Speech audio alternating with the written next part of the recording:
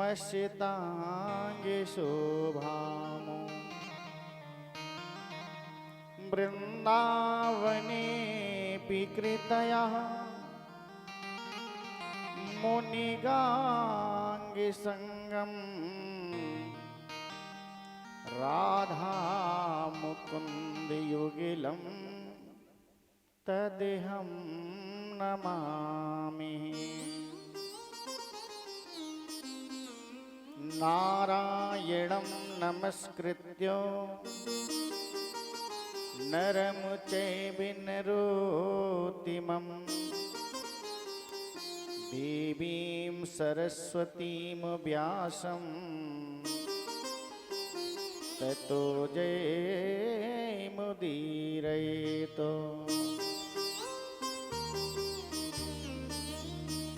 वागर्था विसंप्रक्तौ वागर्था प्रतिपत्तये जगतः पितरौ वन्दे पार्वती परमेश्वरः। अज्ञानतिमिरान्धस्य ज्ञानाञ्जनशलाकया चक्षुरुन्मीलितं येन तस्मै श्रीगुरुवे नमः। राधावर राधा रमण हे ब्रज के रखुबार लज्जा मेरी राखियो गिरिवरी धारणिहारो।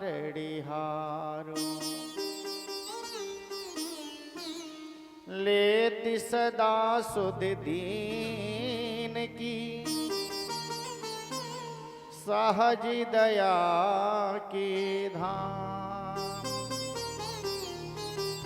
जननी जन अभिषेक के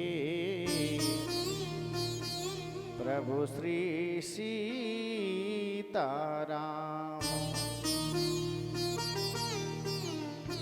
प्रभु श्री राधे श्याम।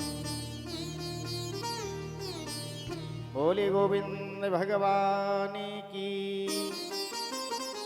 बोले शंकर भगवान की जय हो। दुर्गा मैया की जय हो। काली मैया की जय हो। हनुमान जी महाराज की जय हो। बाबा फकीर साहब महाराज की जय हो। ग्राम के समस्त देवी देवताओं की जय हो। सब संतन की जय हो।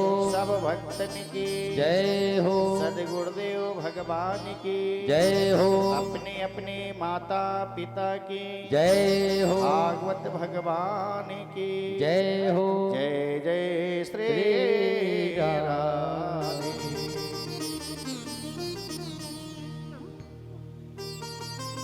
पंडाल में विराजमान समस्त श्रीमद् भागवत कथा के प्रपांशु श्रोतागण परम पिता परमात्मा की असीम कृपा के द्वारा पूर्वजों के आशीर्वाद के द्वारा एवं समस्त ग्रामवासियों के पृथक बहुत बहुत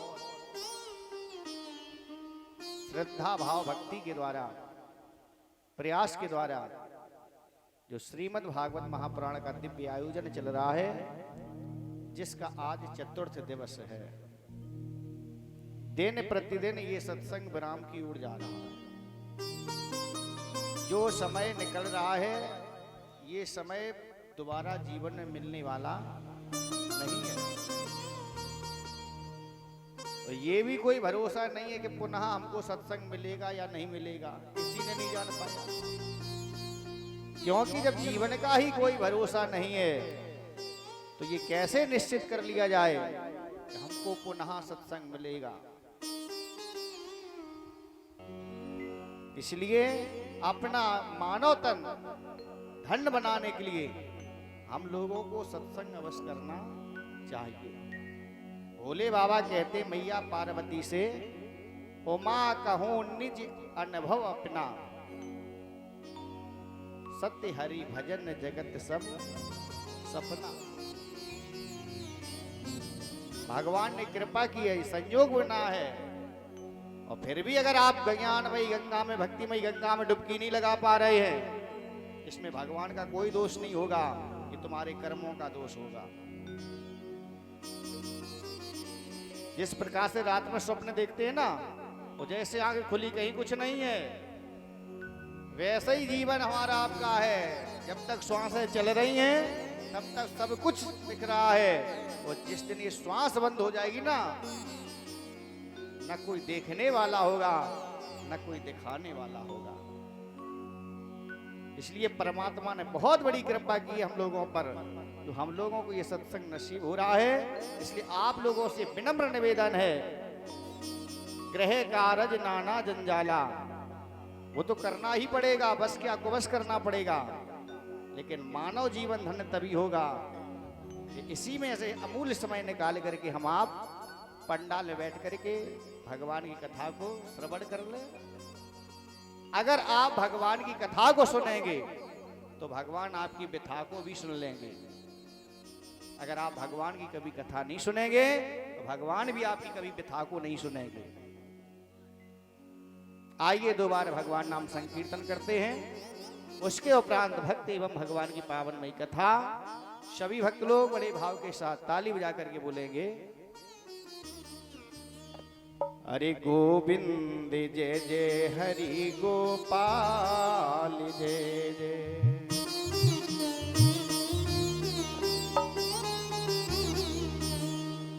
राधा रमण हरि गोविंद जय जय।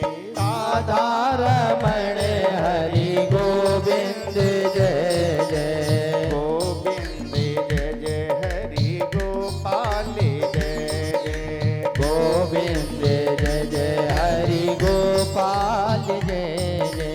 राधा रमण हरि गोविंद जय जय। राधा रमण हरि गोविंद जय जय। गोविंद जय जय हरि गोपाल जय जय। गोविंद जय जय हरि गोपाल जय जय। सभी लोग आइए भाव के साथ जय हो।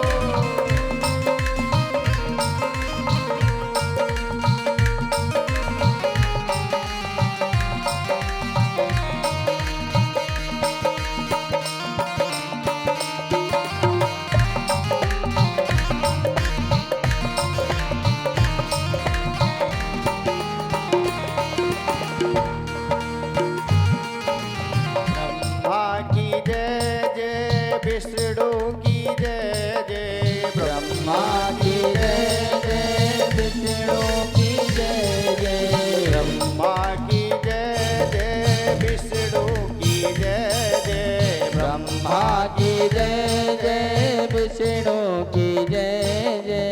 उमापति शिव शंकर की जय जय। उमापति शिव शंकर की जय जय। गोविंद जय जय हरि गोपाल जय जय। गोविंद जय जय हरि गोपाल जय जय। जय हो।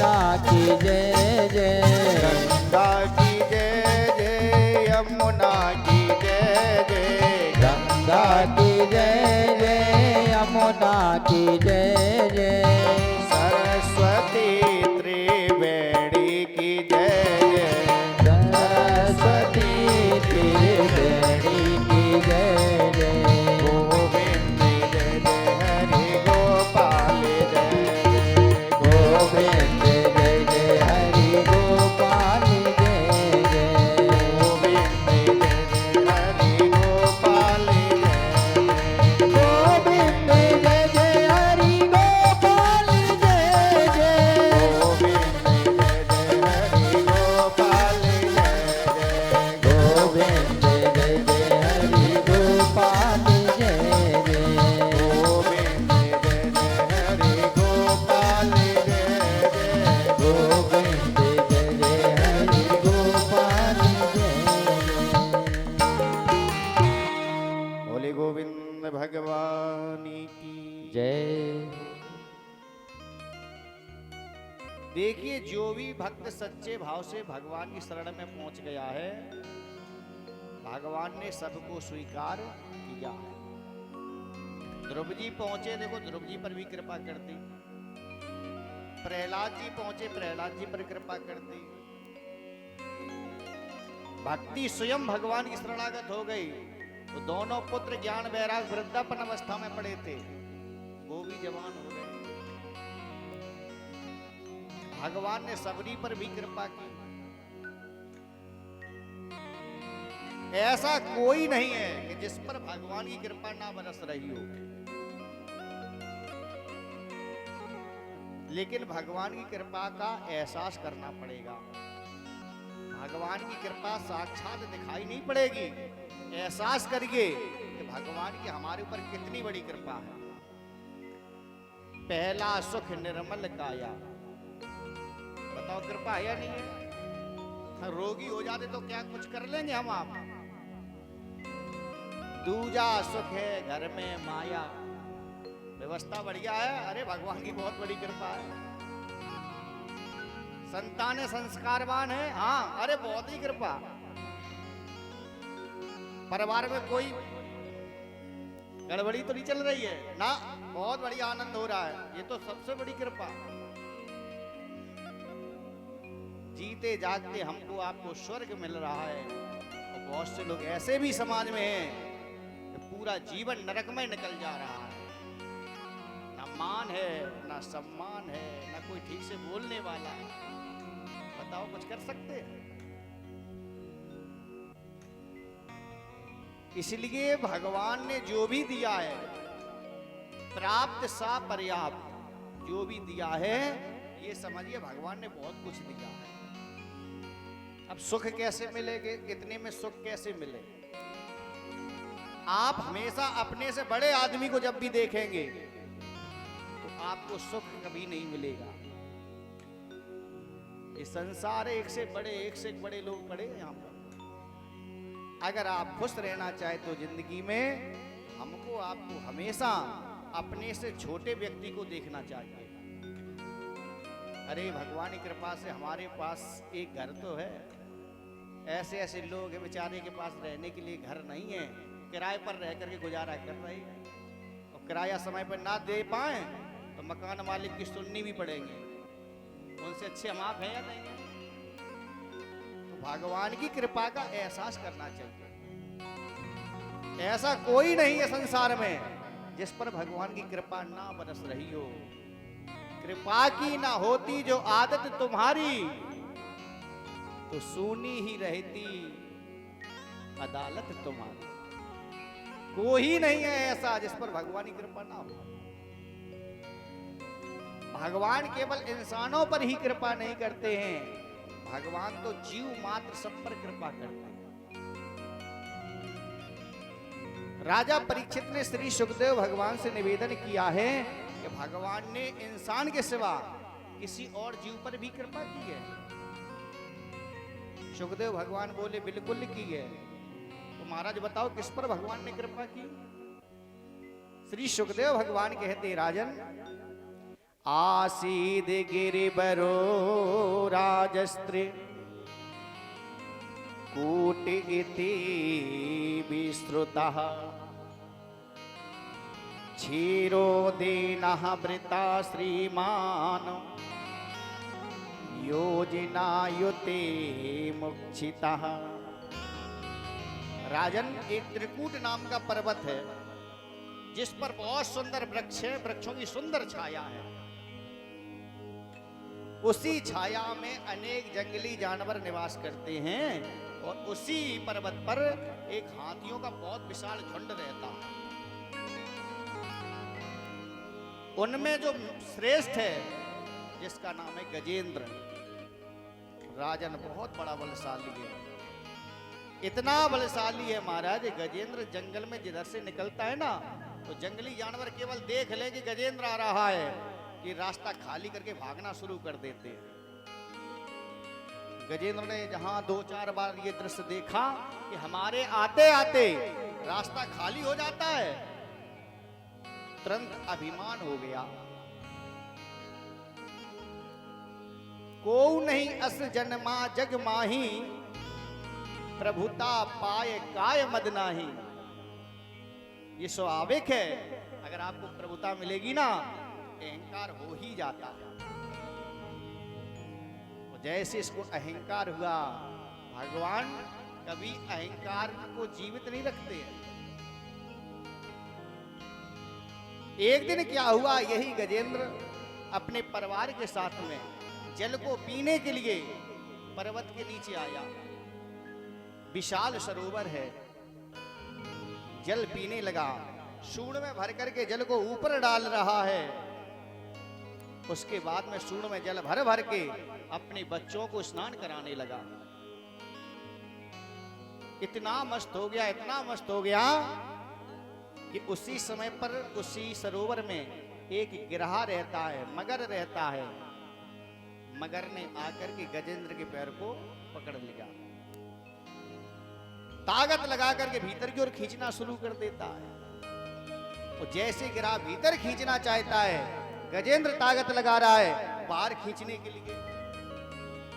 वो भीतर की ओर ले जा रहा है और वो बाहर आना चाहता है। राजन दोनों बलशाली है। सामा सहस्रमो व्यगे मन महीपते। वेद व्यास जी महाराज कहते हैं युद्ध बराबर चल रहा है। सहस्त्रम, सहस्त्र माने 1000 वर्षों तक युद्ध होता रहा। कोई कमजोर पड़ने वाला नहीं है राजन।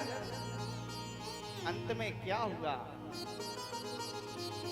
जो ये गिरहा है ये जलचर जीव है, इसको जल मिल गया। जो गजेंद्र ये थलचर जीव है, ये जल में फंस गया। इसकी विषम परिस्थिति हो गई, जिसके कारण गजेंद्र की शक्ति दिनों दिन क्षीण हो रही है और गिरहा की शक्ति दिनों दिन बढ़ती जा रही है। जैसे गिरहा को मौका मिला, गिरहा ने लगाई ताकत, खींच करके गजेंद्र को जल में ले गया। गजेंद्र का सारा शरीर जल के भीतर हो जाता है। इसने अपनी सूंड को जल के ऊपर कर लिया। परिवार वालों ने देखा अब गजेंद्र बचेगा नहीं, अब ये बाहर निकल नहीं सकता है। जितने भी परिवार के बच्चे थे वो सारे के सारे निराश होकर के वहां से वापस चले जाते हैं। गजेंद्र ने घूम करके देखा, अरे अभी तो सब लोग यहाँ पर खड़े थे, अब गिरहा ने मुझे अथाह जल में खींच लिया है, तो यहाँ पर मुझे कोई दिखाई नहीं पड़ रहा है। अब मुझे यहाँ कौन बचा सकता है? अब मुझे यहाँ कोई अगर बचाने वाला है तो केवल परमात्मा बचा सकता है और मुझे कोई नहीं बचा सकता। भगवान का ध्यान करके रो रहा है, प्रभु आप ही मुझे बचा सकते हैं और मुझे यहाँ कोई बचा नहीं सकता। जिनको अपने भुजी पंजर सो नित्य सुंदर खाद्य खिलाता रहा, घुमाता रहा बन मधुजिने, सोची सुंदर नीर पिलाता रहा। हे महाराज, जिस परिवार के पालन पोषण में हमने पूरा जीवन व्यतीत कर दिया, कभी भी सच्चे मन से आपको एक बार भी मैंने याद नहीं किया कि मुझसे बहुत बड़ा अपराध बन गया है। आज ये बात समझ में आई है कि संसार एक स्वार्थी है, स्वार्थ लागे करें सब प्रीति। अगर स्वार्थ नहीं है तो आपसे कोई ठीक से बोलने के लिए तैयार नहीं होगा। हमको अभिमान था कि हम बहुत बड़े बलशाली हैं, मेरा बहुत बड़ा परिवार है, लेकिन प्रभु आज ज्ञान हो गया है कि हम कुछ भी नहीं है। ये परिवार तो एक धोखा है। महाराज, अगर ग्रह ने एक झटका और लगा दिया तो तुम्हारा गजेंद्र तुमको जीवित नहीं मिलेगा। प्रभु अब आप ही कृपा कर सकते हैं। जब जीव अन्न को तज करके प्रभु से जब हेत लगाता है, भगवान भक्ति की रक्षा में अपना सर्वस्व लुटाता है। जब तक हमको आपको अहंकार है अपने ऊपर, अपने परिवार के ऊपर, तब तक भगवान किसी की विनती को नहीं सुनेंगे। जिस दिन बिल्कुल निराश हो जाओ कि अब मेरा कोई है ही नहीं प्रभु के सिवा, तो समझ लेना उसी समय भगवान भक्त पर कृपा कर देंगे। जब नाव भंवर में फंसती है, माझी का मन घबराता है, तब दुखिया दुखी पुकारों से भगवान पुकारा करता है। जब आपको बिल्कुल निराश हो जाए तो समझ लेना अब आप अपनी आत्मा से भगवान को याद कर सकते हैं। तो जब तक थोड़ा भी समाज पर विश्वास है, परिवार पर विश्वास है, समझ लेना तब तक आप आत्मा से भगवान को याद कर ही नहीं पाएंगे। आज ये गजेंद्र निराश हो जाता है और भगवान से कहने लगा, प्रभु कि मेरा कोई ना सहारा बिन तेरे,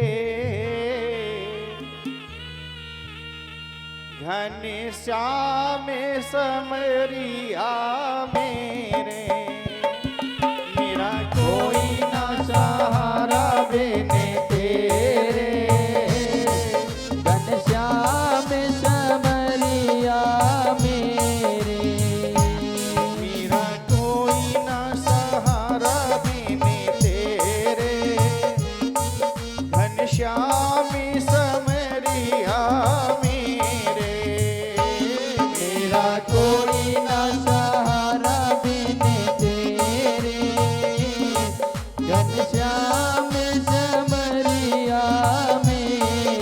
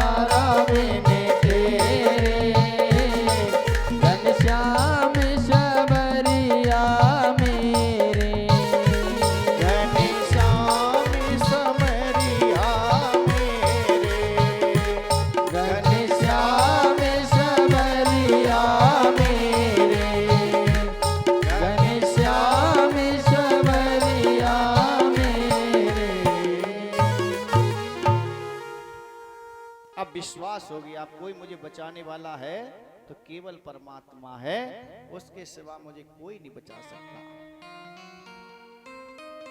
जैसे ही करुणमयी पुकार के द्वारा इसने भगवान को पुकारा है, भगवान के कान में जैसे करुणमयी पुकार पहुंची है,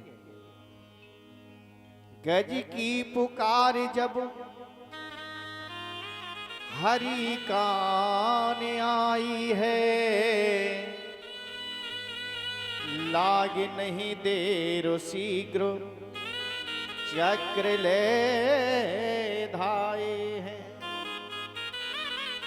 भगवान ने जैसे करुणमयी पुकार को सुना, भगवान ने एक पल का इंतजार नहीं किया है, भगवान ने तुरंत सुदर्शन चक्र को उठाया और गजेंद्र के सामने प्रकट हो जाते हैं। चक्र छोड़ा, चक्र ने जाकर के गिरा के मुख को फाड़ दिया है, गजेंद्र को बंधन से मुक्त कर दिया है। और जैसे ही भगवान ने कृपा की ना, गजेंद्र गजेंद्र नहीं रहा, ग्रहा ग्रह नहीं रहा, दोनों सुंदर मानव तन पा करके भगवान के धाम को चले जाते हैं। तो भगवान केवल इंसानों पर ही कृपा नहीं करते हैं, भगवान जीव मात्र सब पर कृपा करते हैं। सब मम प्रिय सब मम उपजाए, सब भगवान की कृपा से ही तो है। आगे बड़ी सुंदर कथा आती है सागर मंथन। इस सागर मंथन क्यों हुआ, कैसे हुआ, इससे क्या क्या निकला। एक बार दुर्वासा जी विचरण करते हुए चले जा रहे थे, इधर से दुर्वासा जी जा रहे हैं, उधर से देवराज इंद्र आ गए, हाथी को साथ में लिए हैं। अब दुर्वासा जी ने जैसे इंद्र को देखा तो विचार किया, ये देवराज इंद्र हैं, देवताओं के राजा हैं, इनका स्वागत होना चाहिए। अब हमारे पास कोई ऐसी व्यवस्था है नहीं कि जिसके द्वारा इनका स्वागत कर दिया जाए। तो दुर्वासा जी ने देखा कि अपने गले में पुष्पों की माला पड़ी हुई है। दुर्वासा जी ने अपने गले से पुष्पों की माला निकाली और देवराज इंद्र को पहना दी। इंद्र ने एकदम से माला को अपने गले से निकाला और हाथी के मस्तक पर डाल दी। हाथी ने जैसे सर हिलाया तो माला जमीन पर पहुंच जाती है, और जैसे ही माला जमीन पर पहुंची, हाथी ने फूल के माला के ऊपर पैर को रख दिया। दुर्वासा जी क्रोधी महात्मा, क्रोध आ गया, अरे देवराज इंद्र, पुष्पे बसते लक्ष्मी, फूल में लक्ष्मी जी का निवास होता है, और तूने लक्ष्मी जी का अपमान करा दिया हाथी से कुचलवा करके। जाओ, मैं श्राप दे रहा हूं कि आज के बाद देवता लोग श्री विहीन हो जाएंगे और शक्तिहीन हो जाएंगे। जैसे दुर्वासा जी ने श्राप दिया, राजन, यदा दुर्वासी सासा पातो सेन्द्रः लोकस्त्रयो नृपः। उसी समय पर देवता लोग शक्ति विहीन हो गए हैं, श्रीहीन हो गए। और ये खबर जैसे दैत्यों के पास पहुंची, देवताओं पर कोई ताकत नहीं है, कोई शक्ति नहीं है, दैत्यों ने तुरंत देवताओं पर चढ़ाई कर दी। युद्ध शुरू हो गया है, दैत्यों ने अनेक देवताओं को मार गिराया। अब तो देवता भयभीत हो गए, अब क्या करें क्या करें। देवताओं ने भागना शुरू कर दिया। जो लोग बचे थे ना, वो भागते भागते नारायण की शरण में गिर पड़े, महाराज रक्षा करो, महाराज रक्षा करो। भगवान नारायण ने शरण दी है और कहा, बताओ देवताओं, अब तुम्हारी कामना क्या है। देवता बोले, प्रभु कामना तो ये है कि दैत्यों ने हमारे भाइयों को मार गिराया है, हमारा विचार तो ये है कि हम इतने बलशाली हो जाएं, इतने बलशाली हो जाएं कि दैत्यों को मार करके अपने भाइयों का बदला चुका लें, ये चाहते हैं। नारायण ने कहा, ये तो असंभव है, ऐसा तो हो ही नहीं सकता। क्यों? दैत्य ज्यादा, देवता हैं कम, उसमें भी आधे देवताओं को दैत्यों ने मार गिराया है। अब तो ये हो ही नहीं सकता। तो महाराज क्या करें? भगवान ने कहा जहां बल से काम ना चले वहां बुद्धि से काम चलाना चाहिए। हर जगह बल से काम नहीं चलता है। जहां बल से काम ना चले वहां बुद्धि से, राजनीति से काम करना चाहिए। बोले राजनीति कैसी करे? भगवान नारायण का देवता और राजनीति कैसी होनी चाहिए? आर्यो अपि संदेहा सति कार्यार्थ गौरवे अहि मूषकी बदि देवा हयार्थस्य पदवीं गते। अगर अपने कार्य को कुशल करने में किसी प्रकार का संदेह हो रहा हो तो वहां पर राजनीति से काम करना चाहिए। अहि मूषक बद देवा, जिस प्रकार से एक नाग ने मूषक माने चूहा, चूहा से राजनीति के द्वारा अपना काम सफल कर लिया था। ये राजनीति होती है। देवता बोले तो वो चूहा की और नाई की कैसी राजनीति है, हिंदी में समझाओ महाराज तो हम भी समझ ले। भगवान बोले देवताओं, एक गांव में जोगी रहता है। आप लोग जोगी जानते हैं? जो पिटारी में नाग बंद करके भिक्षा मांगते हैं, वही जोगी रहता है। पिटारी में नाग बंद करके पूरे गांव में, पूरे क्षेत्र में भिक्षा मांगता है, भोजन भी मांग लेता है। और सायंकालीन बेला होती है तो घर पर आकर के भोजन कर लेता है और जो रोटियां बच जाती हैं उसको एक अलमारी में रख देता है। और जैसे ही रात्रि होती है तो एक चूहा आए और रोटी खा करके वापस चला जाए। चूहा का नियम बन गया रोज का। एक दिन क्या हुआ राजन, जहां पर ये जोगी रोटियां रखता था, रोटी बची नहीं उस दिन, तो उसने उसी पिटारी को वहां पर रख दिया जिसमें नाग बंद है। रात्रि हुई, चूहा अपने समय पर भोजन करने के लिए आया।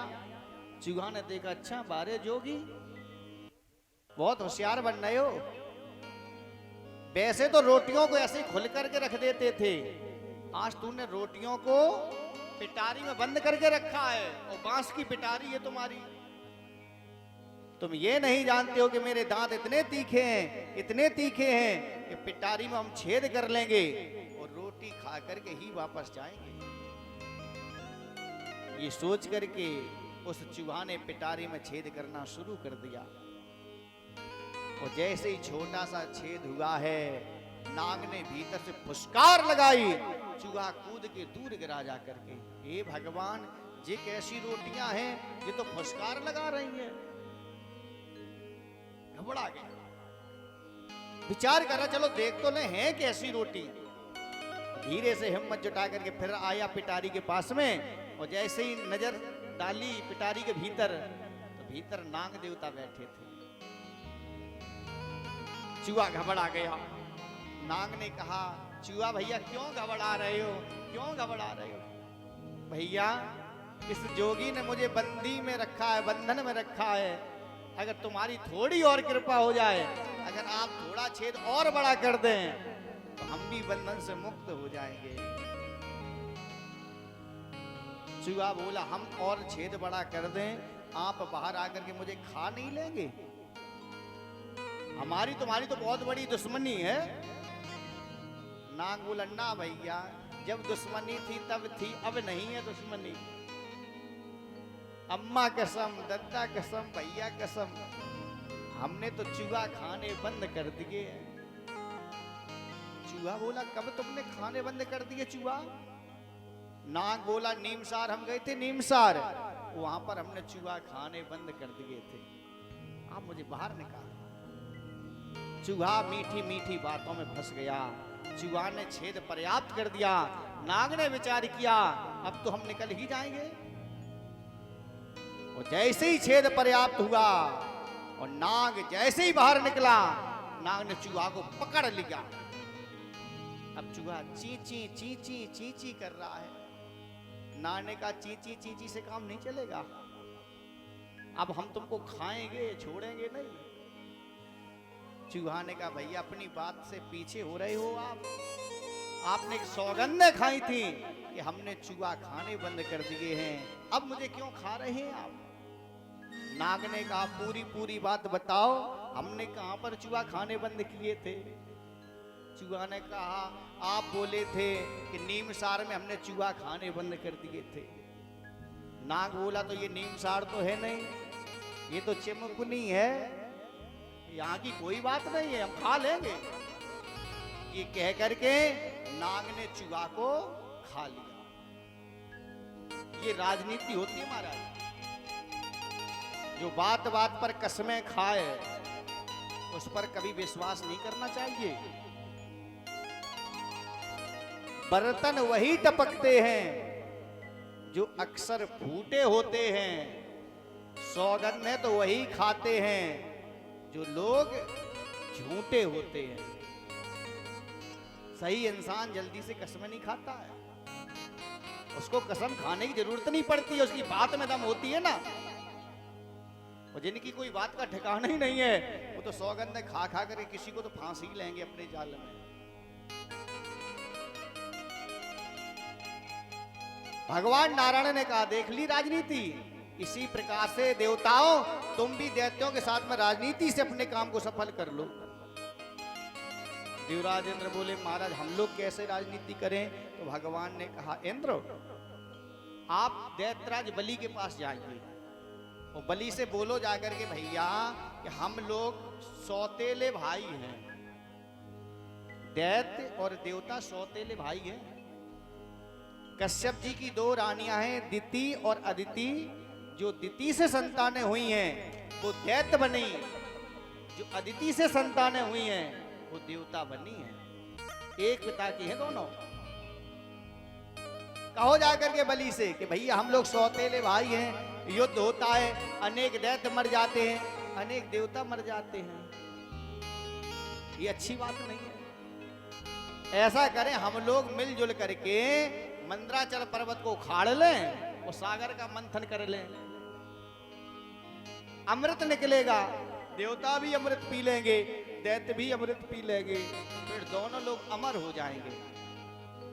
खूब लड़ते रहें, खूब लड़ते रहें, मरेगा कोई नहीं। और घर में अगर 4 बर्तन हैं, खूब खटखट बोलते रहे, कप टूटे ना, तो बताओ कोई घाटा है क्या? कोई घाटा नहीं।